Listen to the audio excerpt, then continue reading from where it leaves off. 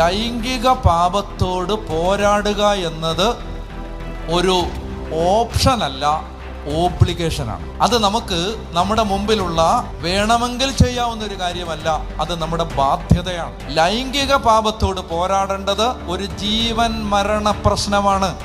കാരണം നമ്മെ സംബന്ധിക്കുന്ന ദൈവിക പദ്ധതികളെ തകർത്ത് കളയുന്നത് മുഴുവൻ ഇതിനകത്താണ്. നമ്മുടെ മനസ്സിൽ പിശാച് ഒരു നുണ വിതച്ചിട്ടുണ്ട്.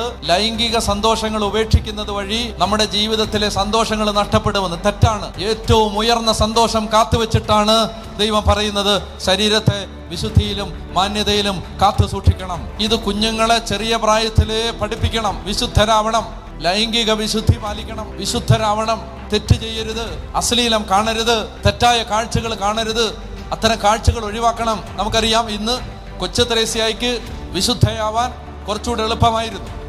ഞാൻ എന്താ പറഞ്ഞേ? കൊച്ചു ത്രേസ്യായിക്ക് വിശുദ്ധയാവാൻ കുറച്ചുകൂടെ എളുപ്പമായിരുന്നു.